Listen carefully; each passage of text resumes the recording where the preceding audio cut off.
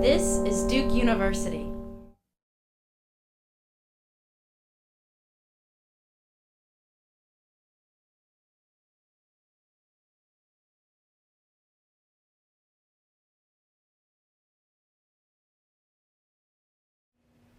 Hey everybody, welcome. I'm Gavan Fitzsimons, and on behalf of Duke University's Fuqua School of Business, I wanted to welcome you all to Fuqua Faculty Conversation.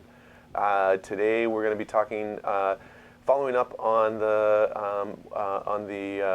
pre-video that hopefully you had an opportunity to watch. And if you're watching now and hadn't had an opportunity to see that pre-video, you can have a look at that at either Fuqua Faculty Conversations on the webpage or the Fuqua YouTube channel. So basically today, we're going to have an opportunity to talk a little bit in more depth, to answer some of the questions that you guys have sent in to us, and to have a dialogue between myself and Steve Shepard, who is a postdoctoral fellow here at Fuqua. And I'll let Steve do a little intro. Sure. So my name's Steve Shepard, and I've just started a postdoc with Gavan. And my research broadly looks at unconscious motivations and how they shape everything from people's political attitudes and ideology to their product preferences and their religious beliefs.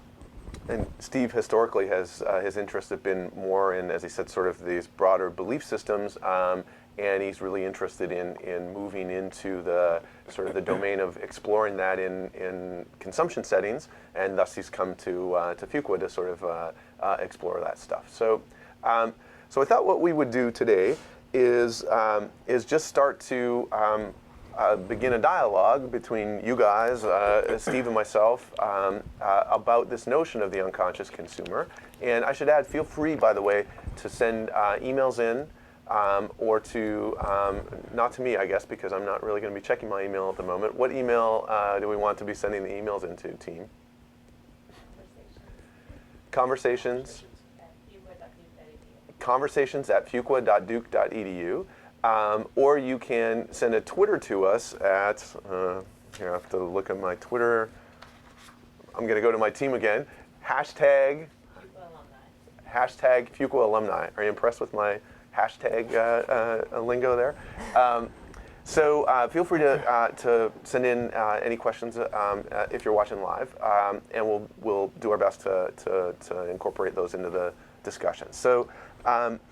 So maybe just a little word of background in terms of sort of the way people have historically thought about how consumers have made decisions. And if you look back, and it's not looking back that far at all, really, say 20 years. If you look back 20 years ago, the thinking in both academic circles as well as in actual practice was that consumers made decisions in a highly elaborative, conscious, deliberative kind of way. So for example, Steve's going to decide what kind of brand of water he's going to have. He's going to go to the store specifically with a goal in mind to get bottled water. And then Steve, what attributes of the bottled water are going to be important to you? Things like where it comes from. Where it comes from. So country of origin, all right. So you like water from? Well, if it seems like it's coming from like a natural spring. I see. Like okay, that. So spring water versus not country of origin necessarily. Spring water versus from the Hudson River. Presumably, spring water gets a little lift there. Could be country of origin effect. Yeah. So Steve and I are both Canadian. So of course, bottled water from Canada is delicious, very refreshing. What other factors would you incorporate in? Price. Price is one, okay. So price might be like where it is on the shelf, things at eye level versus down there are easier to find, etc.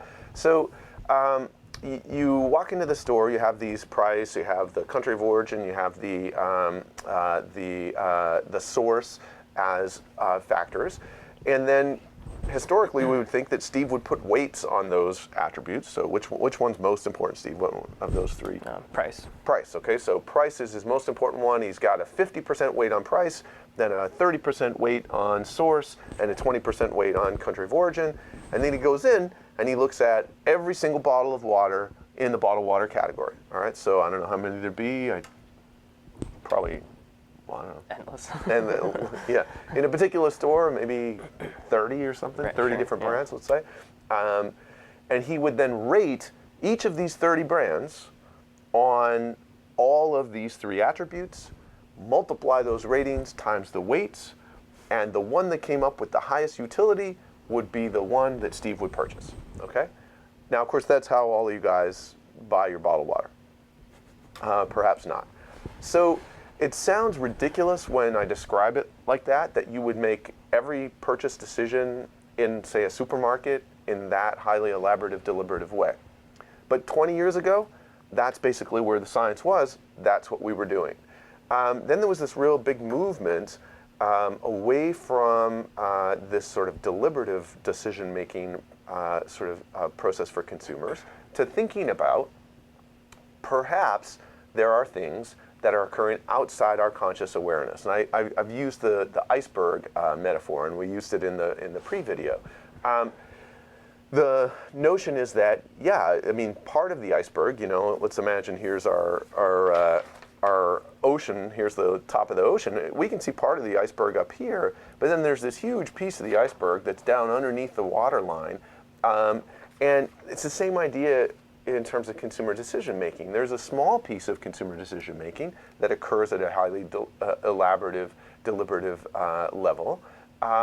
But there's this huge piece, we think, that goes on outside conscious awareness. And that's what we're going to be sort of talking about today. And historically, you know, I remember the first moment that that this stuff hit me, which was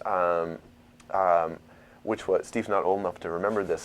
So I was a graduate student at Columbia, and there was a brown bag series that we would attend brown bags at Columbia and NYU, and I saw a guy called Mark Chen, who was a PhD student at NYU, give a talk about this study that he had done that has gone on to become quite famous. And so Mark did this work with John Barge, who's one of the leaders in this sort of notion of the unconscious. And Mark described this study where he had people come into the lab, and then he exposed them to words that were associated with the concept of the elderly. Do you remember the words? Right. Do you remember? I can't remember what they are now. No, they always stick in my head, so yeah. maybe because I'm getting older. Bingo, Florida, gray. Florida. All right? Yeah. So things like that, okay? And so one group of people get exposed to these words that are associated with the concept of the elderly. The other group doesn't. And then he said, okay, thanks. That's the end of the study. I should add that people weren't consciously, they didn't realize they were being exposed to these words that were associated with the concept of the elderly. So it was below conscious awareness. And then Mark said, okay, thanks very much for taking part in the study. And he said, okay, you can leave now. And it was in an apartment, or not an apartment, in an office building in NYU, and they were on the 8th floor or whatever, and so they had to walk to the elevator. And without their knowledge, Mark was timing how long it took them to leave the lab until they walked to the elevator, the door of the elevator. And people that had been exposed to this concept of the elderly walked much more slowly to the elevator than people that hadn't been exposed to the concept of the elderly. And so when I saw Mark present that work, I was like, whoa, first off, that's really cool. And it's clearly, to me, immediately got me thinking about the fact that it must have implications in consumption settings. If the concept of the elderly makes you walk more slowly, think about all the things that are activated by brands in our consumer settings day in, day out. And so it was that was what got the wheels turning for me. Now this was now 20 plus years, 21 years ago, maybe 20 years ago. And I got really interested in trying to understand and explore the unconscious in consumption settings and in consumers' minds. And I will say that historically, when I first started doing this, the powers that be, the guys that were the old guys of my age now, but the old guys at the time, hated the idea that there could be stuff occurring outside conscious awareness in consumers' minds. They hated it. When I would give talks, when I would submit papers to journals, when I go to work with companies, people were adamantly against the notion. I would get people literally shouting at me in small rooms that this was absurd and that this couldn't happen, and all of this kind of stuff.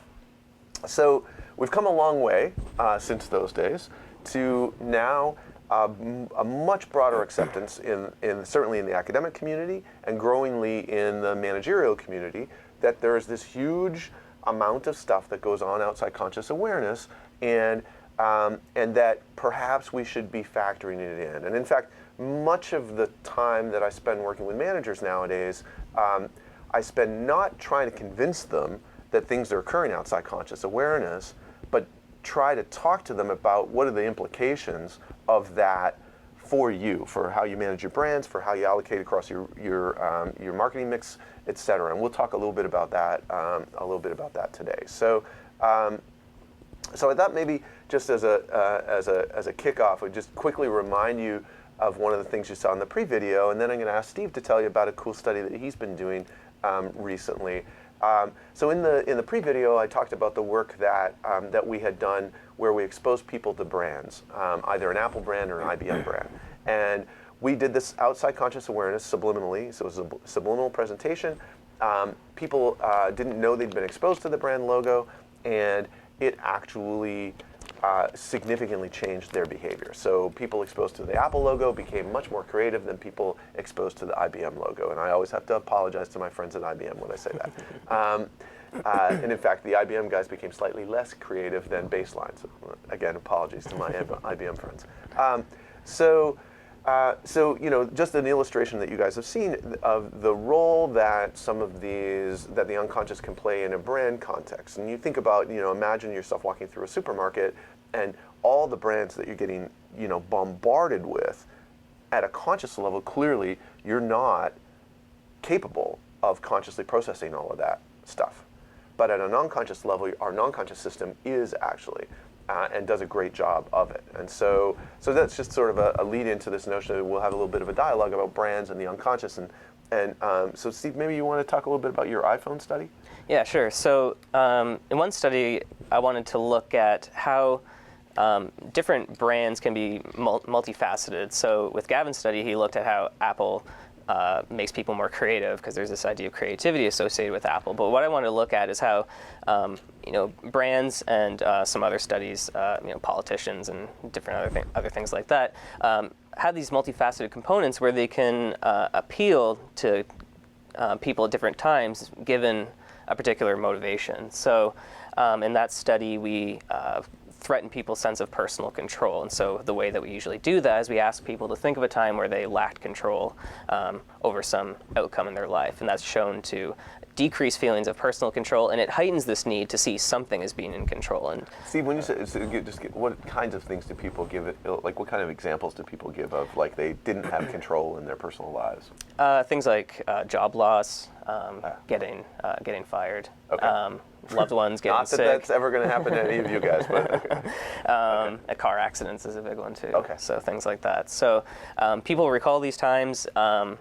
This decreases their sense of personal control, and then we ask them to look at this ad for the iPhone. So we just created this ad in Photoshop where there's a picture of the phone and a bunch of logos for different apps in the background, and we manipulated the tagline. So in one condition, the tagline says, directing your own life. There's an app for that. So the tagline targets this idea that this phone will help you kind of direct your life. It creates order and structure. And what we found is that when people's sense of personal control was threatened, they liked the phone more when they read the ad with that tagline, and they reported wanting to engage with it more. So when they had a sense, so when they read the one that said, what was it? Directing your own life. Directing your own life. There's an app for that. Yeah. So the iPhone would service this role of control and structure in their lives. Okay. Yeah, exactly. That's great. Yeah.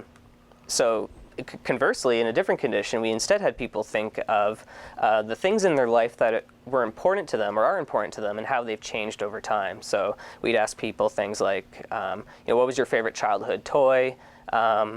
Why was it important to you? Where do you think it is now? And so the inevitable answer is, I had this teddy bear. It's really important to me. It's probably in a landfill somewhere. So it's this idea that these things that are important to you and kind of key parts of your life and your identity are very temporary and fleeting. And so this was meant to be sort of a threat to people's sense of personal certainty and personal identity. And so for them, they like the iPhone more when the tagline instead said something to like expressing your unique identity. There's an app for that, and so that specifically I think is associated with Apple. A lot of Apple ads seem to target this idea that this is this is a reflection of your unique identity. And anyways, when that was the case, so when you have this fit between what the product is saying it does and the particular motivation, people again like the phone more, and they expressed an increased willingness and interest in engaging in it, and the sense of elation when they thought about owning it. And Steve, so in terms of people aren't really conscious that this is going on. Right. That's right. Yeah. So people generally, 99% of people, when we ask them, what was the study about, and we go through this procedure to see if they kind of clued into what we were doing, 99% of the time people don't have any idea. They don't make that connection. So we do explicitly ask them to recall this time when they lack control or whatever the particular manipulation might be, but they don't make that conscious connection. They don't say to themselves, consciously, oh, now I don't have control. Now I need something else to satiate that or to deal with that. This largely occurs at this kind of unconscious level. Yeah, that's pretty interesting. So, yeah, I mean, I think there's around the lab, many of us are doing lots of stuff related to this concept of the sort of the fit between brands and some unconscious need, and it's I think there's a lot of potential out there to understand that better and cater our messages and our mix a little more appropriately. I think some other work that we've done that Steve's description reminded me of a little bit was, and this actually came up in a couple of the questions that were sent in, thinking about this notion of underlying goals and fits and what you get from a brand. There was several of the questions. I think I was just looking at one that came in from Adrian, that thinking about implications in product placement settings for some of this work. If we have these kinds of automatic fits, connections, associations with brands, what does that mean for product placement? I thought maybe I could just spend a couple of minutes talking about product placement as an interesting domain to extend these sort of brand findings. So we've done this work that's actually pretty interesting, trying to explore. Sorry, I should note it's with two former PhD students, Keisha Cutright, who's now a faculty member at Wharton, Lin Yang, who's a faculty member at UNC Charlotte, and then Tanya Chartrand, who's a faculty member here at Fuqua as well. Where we try to take this notion of the brands activate these things outside conscious awareness and look at that inside product placement settings. And so one of the things that we're really interested in, I think, is that as media consumption has evolved,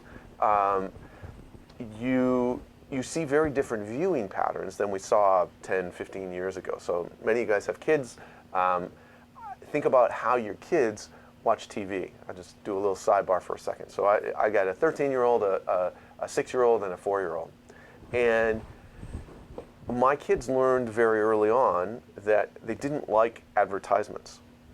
Not surprisingly, perhaps. They preferred the content of the television show to the advertisement. So before they were old enough to do it themselves, when an ad would come on in some show, let's say they're watching something on Nickelodeon or whatever, and an ad would pop up, my now 6-year-old, who's younger at the time, would yell, "Ad!" at the top of his lungs. This was my cue to scurry from wherever I was in the house over to the TV, pick up the DVR remote, and fast forward past the ad, okay? So he's grown up in a world where he's not watching 30-second spots.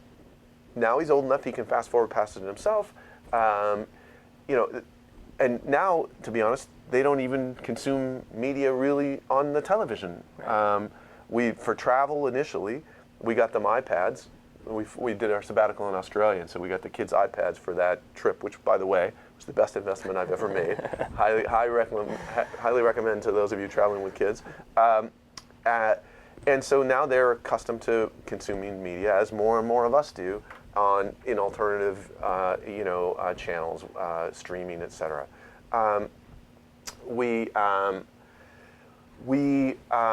So more and more people are consuming ads as they fast forward.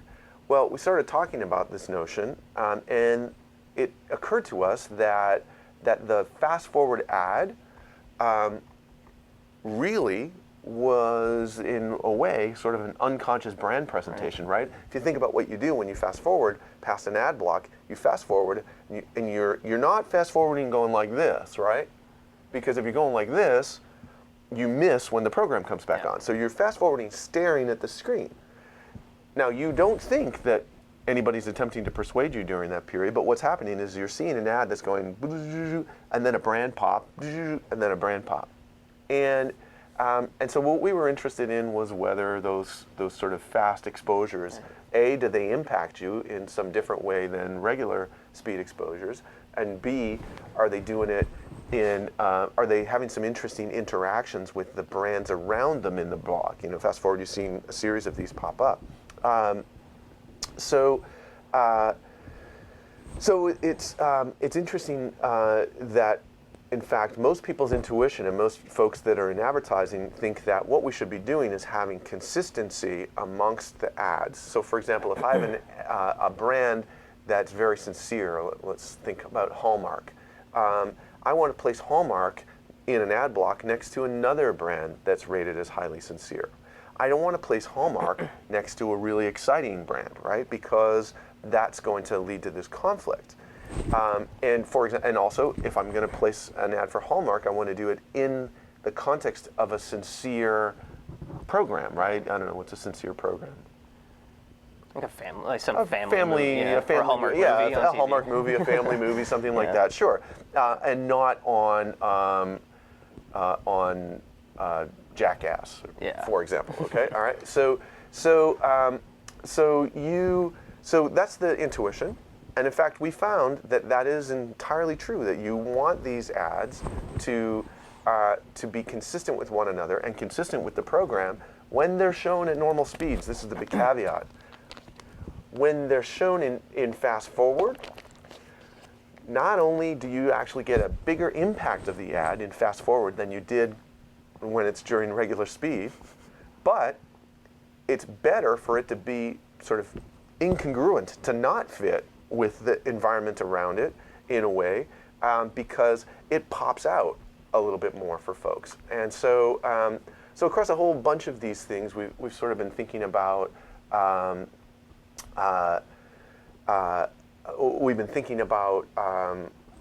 how these things play a role, how these sort of non-conscious exposures play a role. I think what I've concluded is that it's often much more effective to expose people to your brand non-consciously than it is consciously, if people already have a rich set of associations with the brand. Right? If they've never heard of it, if you hear about Steve's Lemonade and you've never heard about Steve's Lemonade, and I subliminally prime you with Steve's Lemonade logo, or you just see a character walking across the screen behind us here carrying a bottle of Steve's Lemonade, that's going to do nothing. All right? On the other hand, if you've got positive set of associations with Diet Coke, which I have a very positive set of associations with Diet Coke, and I see someone walking behind the screen on a show I'm watching, and they happen to have a bottle of Diet Coke very sort of subtly in their hand, that actually may well have a big positive impact for me. Now, if they do a big cheesy screen placement, take the thing off right in the middle of the movie.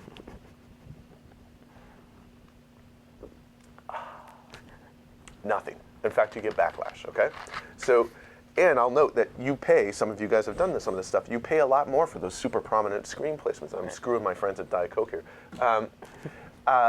You pay a lot more for those very prominent screen placements than you do for the subtle ones.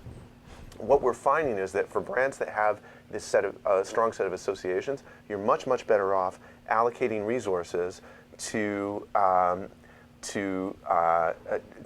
basically to things that are non-conscious, simple, brief exposures, rather than the big, long, serious brand exposures. We had somebody pop in a question on Twitter there.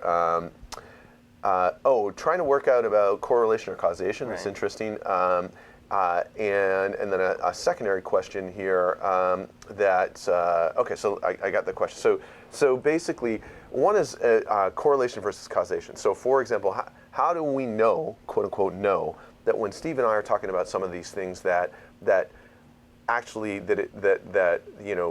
doing some action will change someone's behavior, exposing them to a fast-forwarded ad in an ad block will actually make them more likely to make a product purchase than showing them a thing at regular speed. And so just the general sort of big step back, the experimental approach that Steve and I take is designed to try to be able to make some causal inferences. There is some chance, for example, that people that were randomly assigned to the group that saw the ads and fast forward might just maybe like the target brand a little bit more and be more likely to buy it than the group that were randomly assigned to a group that saw it in normal speed. But I noticed that I said random assignment.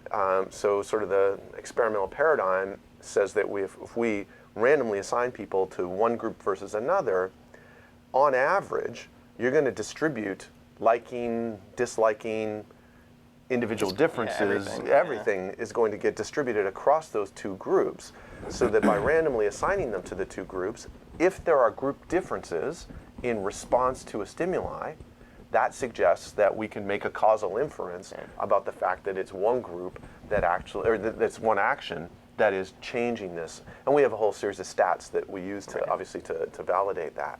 All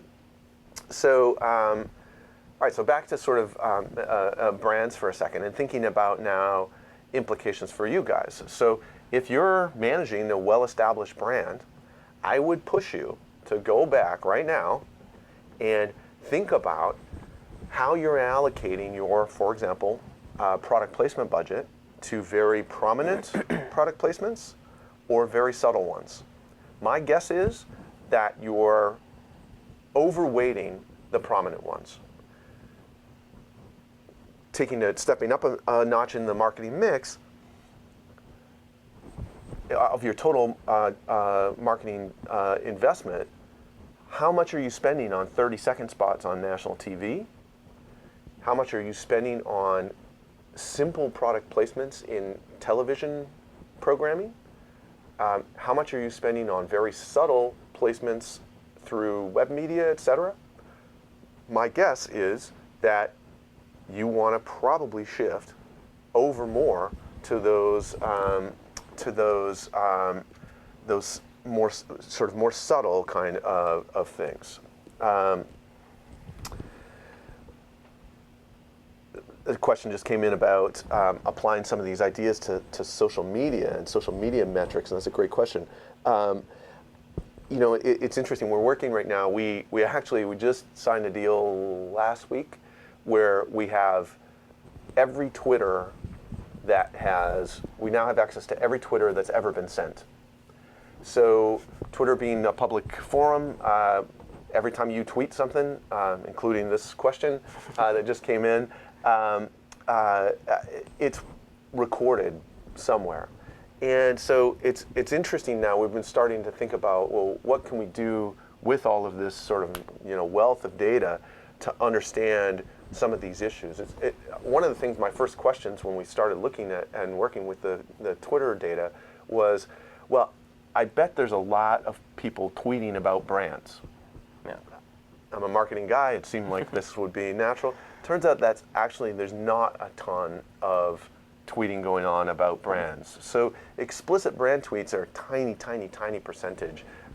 After the Super Bowl, or during the Super Bowl, you see tweets about the ads, things like that, but you just don't see a lot of stuff on brands. Now, that's not to say that the social media strategies through Facebook and Twitter are not effectively engaging customers there. My sense, at least in the looking at the data that we've seen and in having dialogues with people that have actually tweeted about brands, it's a much more conscious process in many ways. When they're literally talking about the ad, it's a conscious engagement, and so it falls in my mind so far largely into the more conscious side of things. So it's sort of the equivalent of the 30-second spot, right? If I'm not a well-established brand, if I'm not a Diet Coke, and I'm a Steve's Lemonade, and I want to build a set of associations with my brand, social media can be enormously helpful to start building those associations, okay? As can a 30-second spot where people actually build the associations, right? But as you move away from being Steve's Lemonade towards Diet Coke, social media is I don't know. I had many dialogues over the years about using social media with very strong brands. I'm not sure that the associations get really strengthened all that much for the core customer. That associative network, that set of associations they have with the brand, pretty much is there already.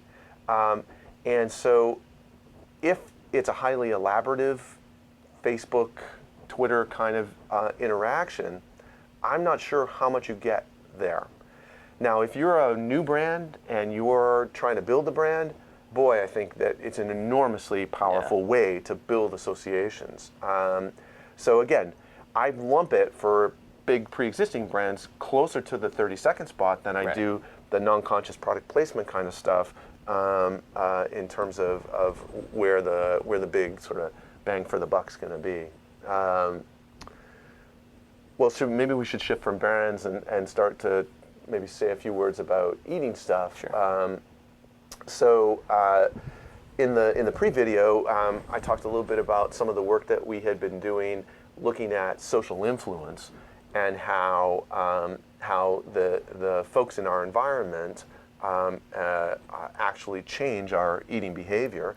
And we found sort of two really cool things there, I think. One, that if I'm sitting with someone else and they eat a lot, I'm more likely to eat a lot. If I'm sitting with someone else and they eat a little, I'm more likely to eat a little. And that basic social influence on our eating behavior is completely non-conscious. That is occurring way outside conscious awareness. All right? Then we found this other interesting thing. We actually had one of our actors wear what we call a body prosthetic, which made her take her from a size 0 to a size 16. And she went from being tiny to being pretty substantial. And in that case, when she was large, it actually led normal weight participants to actually discount her influence on their eating behavior. So the context of this was in a it was like line. It was in a line. Exactly. So it was my favorite one was we did a whole series of different studies, but my favorite one was a movie line. So you were going to the movies, and we were told them they were going to be screen testing a video. And to make it as realistic as possible, we wanted them, just like they would at the movie theater, to go and get some snacks. And then they went up basically to a snack table, and they saw what the person in front of them chose versus didn't choose. And then whether that person in front, who was our actor that we had hired, was her regular size 0 or her expanded size 16. And so, we found this very strong non-conscious effect of just quantity.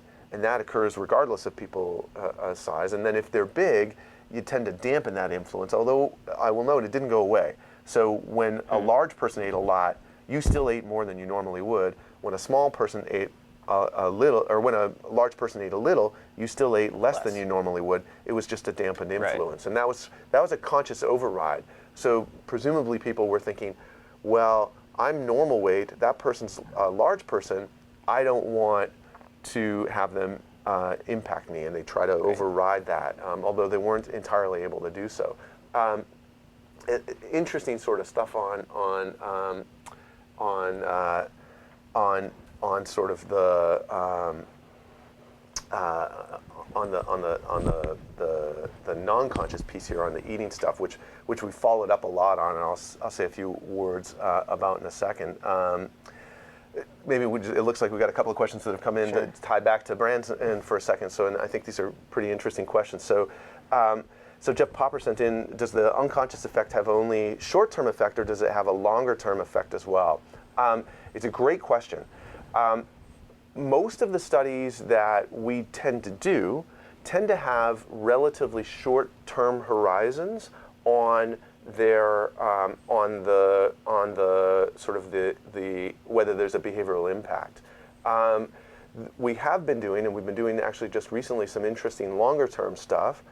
What we find is that from you were exposed to it. So let's imagine that you know a brand real well. You have really positive associations with it, and you're watching TV at home one night with your wife, and you watch an hour TV program, and as you fast forward through the ads, you see that brand sort of do that brand pop, and suddenly in the television program you see the brand sitting up on the cabinet behind the actors in the program. So you've had these non-conscious activations. What we find is, first off, in the short run, you're more likely, let's say it's a drink or something like that, you're more likely to go to the fridge and get a version of that drink out and drink it, and thus that'll lead to increased purchase down the line. If you don't have the opportunity to consume right at the time you're being exposed to the brand, what we've been doing recently in retail settings is looking to see if we cue a similar set of associations in the store as you would, for example, have seen in the ad. So let's imagine that the ad is shown, that the brand logo is shown on a particular color background in the television program that you're fast forwarding through. If we repeat that exact sort of color and brand logo combination in the store, you see a sales lift down the line from those earlier exposures. This is obviously a lot harder to track, but the early data that we've got on this suggests that, in fact, you do see long-lasting impacts of these repeated exposures. Again, it's got to be positive associations to the brand, and you have to have repeated exposures to it over time for you to have any kind of long-term impact. But it certainly seems that there's at least preliminary data out there that suggests that these things do have a longer lasting impact. Maybe I'll sidebar one thing. I wasn't thinking that we'd chat about it, but one of our friends and colleagues, Op Dijksterhuis, who's a professor in the Netherlands, has done some cool work, not on brand effects, but on what he calls unconscious thinking. And I thought I'd throw this out. What he finds there is that our unconscious mind is actually, in many situations, better at solving tricky problems than our conscious mind is. So it's sort of the equivalent of, he basically sets it up where you can either think about this problem for 8 hours straight and come up with a solution, or you can stop thinking about it, let the unconscious mind work, and then after 8 hours come back to it, and you'll make a better decision through the sort of sleeping on it kind of model. So there's lots of pieces of data that triangulate in on suggesting that there are some pretty interesting long-term effects of the unconscious exposure, but it is just experimentally, it's always a challenge to track. You know, if I expose you to a TV show, what happens to your actual sales over the next next few weeks? Stacy Rosgato sent in, how would you calculate ROI on non-conscious placements? Again, this gets to the long-term impact and how challenging it can be to actually measure them. So, you know, I'm working right now through my center with our brand partners, trying to develop metrics that will be basically that ROI. There's no, I'll be honest, there's no perfect way right now to do it. As best you can, drawing a line between the exposure and actual purchase, that's what we want, right? When the CMO goes into the CFO and the CFO says, well, you want X $1 million to do these subtle product placements, how do I know that I'm going to get the payback on it? I mean, that's a dialogue we have all the time, and I sit in the room on those ones all the time. I think it's the right question to ask from the CFO, and it's sort of our challenge to come up with ways to sort of operationalize. One way that we do it in some of these things, and I think many of you guys would have the ability to do this, is we'll look at, so for example, this is not in a store setting, but this is in a school setting. We did some stuff recently where we're trying to activate some healthy eating behaviors in young children, kindergarten through second graders. And so we partnered with a big school system, so in most of our settings, instead of schools, we could replace it with stores. And what we do is we take a large number of schools, try to match them up as close as we can on the demographics, the SESs, all that stuff for the kids in the schools. And then we expose one group, basically it's a controlled experiment on a mass scale. Yeah. And then we measured exactly what all of them ate every day for several weeks, for a month actually. So we had all the eating, basically the POS data for the schools, cafeterias data, worked out to many, many, many thousands of children across a month period, and we could look to see whether these sort of non-conscious interventions were having an effect on their eating behavior. And the short answer was that they were. So we were able to find, I want to say that we got the kids to consume something like 20% more fruits and vegetables after we did our intervention for over a 2-week period that we followed up. So again, some evidence that you can do it. Hard to measure, no question, but I think if we're going to be in that CMO role, we've got to be able to get into the dialogue with the CFO and say, yeah, this is getting us something other than some sort of amorphous, ambiguous sense of, oh, we're brand building, we're doing this, we're doing that kind of thing. So great questions, you guys, thanks. Keep them coming. So let's see, back to eating stuff. Oh, that's interesting. So thinking about the school stuff and talking about that, I thought it would be interesting to just tell you guys a little bit about one recent study that we've been doing here with Peggy Liu, who's a now rising second-year PhD student. Peggy's very interested in eating behavior and had read some of the stuff that we'd done on eating behavior before, and her intuition was that a lot of times when you do these things consciously, when you say, eat healthy, like we think about all the ads, or Michelle Obama's, Just Move? Anybody?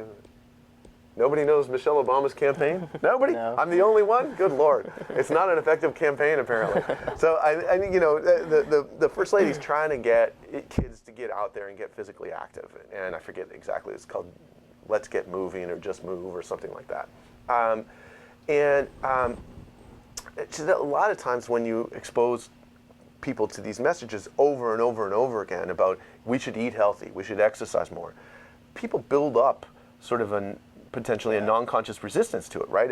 If I tell Steve that he has to eat healthy 50 times a day, eventually you get tired of hearing it, and you start to develop this resistance to it, and eventually we're going to automatize or move into our non-conscious system that response.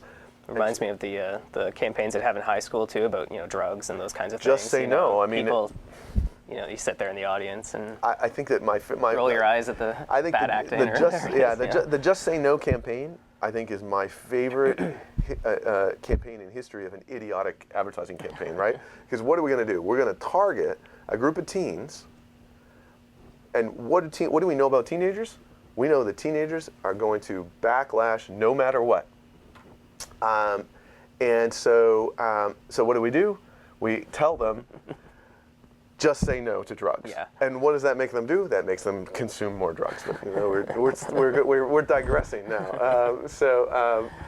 Thanks. The idea that Peggy had was that we could indirectly try to encourage healthy behaviors. And in fact, that indirect encouragement might be better than a direct encouragement. So she ran a number of really interesting studies where we non-consciously primed people with the idea of either eat healthy or exercise, two conceptually related things, and then we put them in a situation where they're going to eat healthy. or they had the opportunity to eat healthy. When we directly told people to eat healthy, some people ate healthy, and so we got change, but some people backlashed against it. When we said exercise, again, this is all outside conscious awareness, subliminal primes, when we told them to exercise, what was really interesting was that the exercise prime actually led to way more increased healthy eating than directly telling them to eat healthy. So ways to sort of think about indirectly activating a goal where you're not going to get this backlash to it. Yeah. Matt Corona sent in an interesting question here. Is there a point where non-conscious observations become oversaturated? So, for example, Olympic viewers saw a lot of athletes drinking a sports drink. At what point does it become ineffective, and is there backlash? So, great question, Matt. So from my perspective, at the point at which you realize that a lot of Olympic swimmers are drinking a particular sport drink, it's no longer unconscious. And as soon as it crosses threshold into you being conscious of it, it eliminates the positive effects we've been talking about, and potentially brings into play that now that you know that they probably sponsored the team and they're trying to get this product out there, actually brings into play a negative backlash like we were just talking about in the food space. So the key there, and in fact, one of our former PhD students, Rosie Ferraro, who's a professor at the University of Maryland now, she did an interesting study where she did sort of repeated non-conscious exposures, actually it was to bottled water, and looked to see whether you bought more bottled water. And she went, 4 exposures, 8 exposures, 12 exposures, and what she found was that the more exposures you had to the bottled water, the more likely you were to buy that bottled water, unless you noticed that there were bottled waters in these photos, in which case you got nothing at all, and the effect completely disappeared on sales. So great question, Matt. Key thing is that it can't cross into conscious threshold.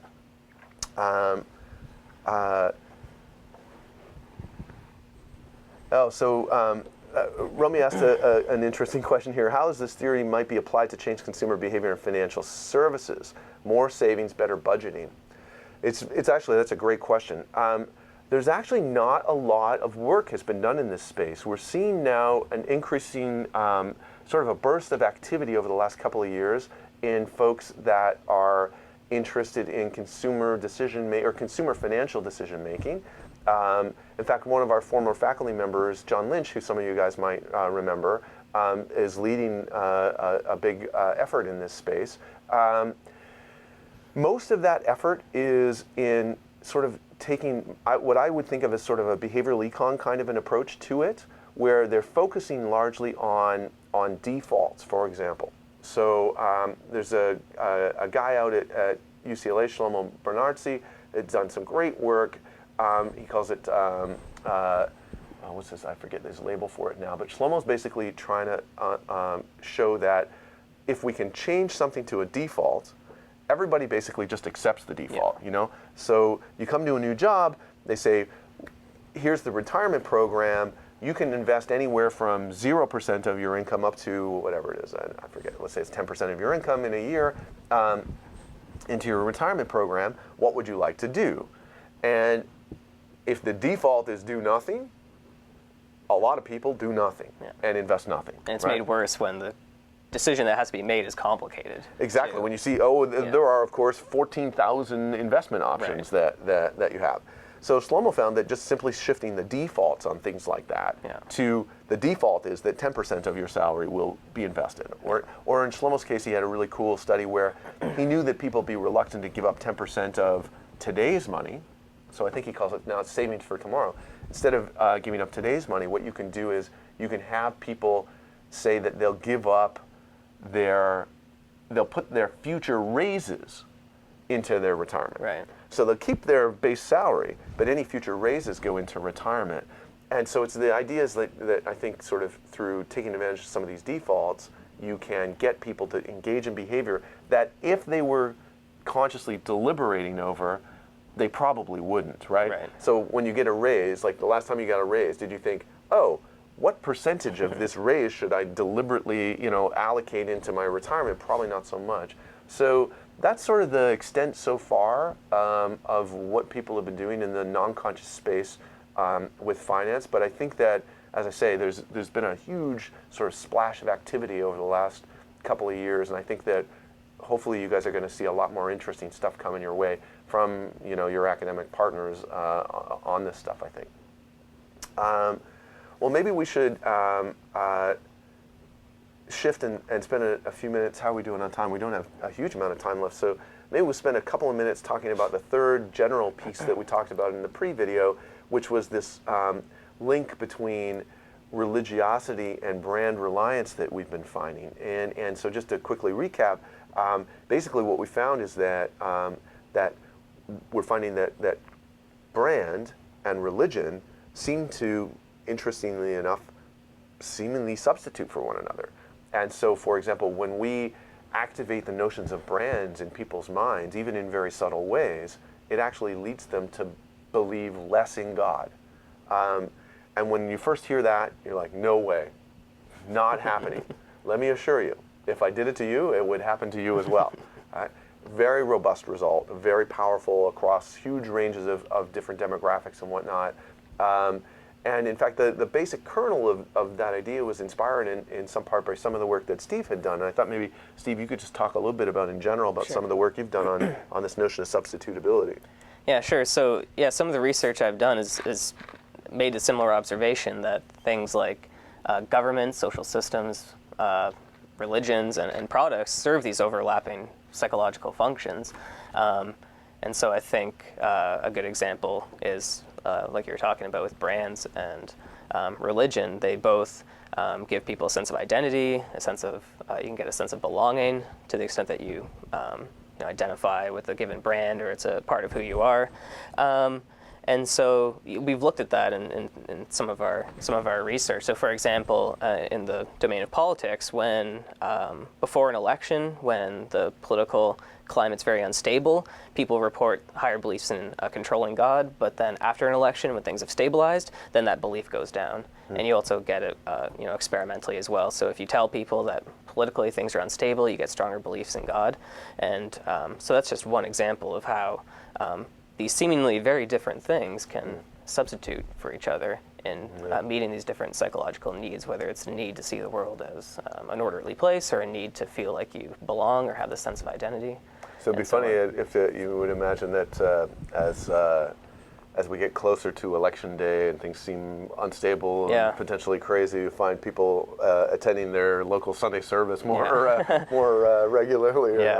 Or there's some research on over time when during times of economic decline and economic instability, you see increased, I don't know if enrollment's the right word, but people increasingly go to more conservative, structured churches and things like that. And that actually ties in, Steve, to, I think, was it Avi sent in? Avi sent in this interesting question about spirituality versus religion and whether spirituality gets substituted in these things. And I don't know about you, but in the work we did, we didn't find any impact on spirituality. So spirituality wasn't moving because it wasn't fulfilling some of these same needs that brand was. Did you guys find similar stuff, or you guys find movement in spirituality? I suspect it's the same thing. We usually focus on belief in a controlling God because that's usually what the kind of the domain we're looking at is the sense of control and order. And spirituality doesn't, to some extent, it can satiate that need. This, if you have kind of a vague notion of karma or that things kind of work out in the end, or this kind of general cosmic force. But I think the reason that you don't get it in your research is because spirituality doesn't have this affiliative component to it. It doesn't have this. To some extent, doesn't have the sense of community or sense of belonging and identity tied to it as much as, say, belonging to a specific church and denomination with this group of other people you get together every week and so on. Basically, that was our thinking. And that's where I see the overlap with brands. And there's some other neat research too on loneliness and people anthropomorphizing products. I don't know if you've seen any of this research before, but for example, if people are dispositionally lonely, or you through manipulations make people feel lonely. So for example, you fill out this personality test and you get this false feedback saying that based on your personality, you're going to be lonely for the rest of your life. You're going to die alone. People see increased free will and attribute mindfulness and basically anthropomorphize different products. So, for example, Clocky, which is this little alarm clock with wheels that when it goes off, it runs around the room and so it sort of moves around on its own. And people attribute more mind to the products when they have a sense of loneliness. So that's another interesting Maybe we should example. try to avoid being lonely then, by the sounds of it. Wendy just sent in a question which is a great one, and maybe this can be our final sort of substantive topic that we touch on. But, asking sort of, how do I go about, okay, so let's say I buy the premise that there are these unconscious associations. How do I go about tapping into these unconscious associations with my brand? There's a number of different ways that you can do it. And I think that, I don't think there's any one quote unquote right way. So there are some people that have used projective techniques. So for example, create a collage about a brand and then describe why these certain images are there. And then it turns out you often see things that are hidden that people wouldn't be able to articulate when they stick a photo on there. Okay, so there's those kinds of projective techniques. They're one tool that we've got. There are a series of what I think of as response latency type tools, and these are the ones that I actually, and I think Steve and I probably rely on most heavily. The idea is that if something's active in your mind, you're going to be able to press a yes/no button really quickly, okay? So imagine that I say, I want you to press, when you see words flash on the screen, either good or bad, or creative, non-creative, something like that, okay? Anything, thirst quenching, not thirst quenching. And I put up a series of words, orange juice, water, Diet Coke. I'm able to, first off, did they say I was thirst quenching? And how quickly were they able to categorize me as thirst quenching or not? That response, that's called response latency, is a measure of how strong that association is in the consumer's mind. And so there's a series of tools out there that you can use. There's obviously a lot of market research companies that can help you with some of those things. So that's a second sort of category, the response latency one. For my money, I think you get a huge amount of value out of that kind of thing. Maybe a combination of the sort of the projective, identifying which dimensions that you want to test your brand for in terms of response latency stuff. There's a bunch of physiological, how are we doing on time? We're okay, we're almost a wrap up, guys. So there's a bunch of let me just say 1 minute on physiological stuff. So there's galvanic skin response, there's EEG, there's increasing, we're seeing brain scanning tools. I'll close with this one on this. The physiological stuff can pick up arousal, and it can be helpful in that way. It's not going to tell you what the associations are necessarily. If you're thinking about committing a large amount of your research budget to doing an fMRI, a brain scanning type thing, I would take a deep breath and really question whether you want to do it. All right, the brain scanning technology gets better and better every year. The neuroscientists that are doing it are really smart, really well-trained people oftentimes, at least in all the academics are. But they're asking very different research questions than the kinds of questions that you and I want answers to, which is, why will this person choose this brand over this brand? They're understanding that when people are making a choice between brands, what part of the brain is activated. That doesn't help you figure out how do they make them choose your brand versus another. The budgets on these things can be in the millions of dollars, and the commercial firms that are doing the neuroscience stuff right now, to be blunt, are not that great. There was an Advertising Research Foundation study that done that asked like a whole bunch of them gave them the same set of stimuli, asked them what was happening, and let's say there were 10 firms, they got 10 completely different answers. So it's not at all clear that the work that's being done commercially in the neuroscience space right now is worth the money that you guys are going to spend on it. So there you go. I just made some enemies in the neuroscience research space. All right, so let's take one big step back. I hope that that what's happened today is we've got everybody thinking about interesting implications of the unconscious for your brands and your lives, and that also this has been hopefully a helpful sort of experience in terms of continuing your education, your connection between Fuqua and you guys. I mean, we really want this to be about a lifelong connection. And then I'll close on our next Fuqua faculty conversation. Speaker is going to be Alan Lind, who many of you guys know, and who's one of our big leadership gurus around here. And Alan's going to be presenting in October, and you guys will get info sent out along those lines. So, Steve, thanks for joining the dialogue. Thank you. Thanks to all of you guys that joined, and thanks for all the questions and all the notes and whatnot that you guys have sent. This has been really fun. Yeah. Pleasure. Thanks. Produced by Duke University. Online at duke.edu.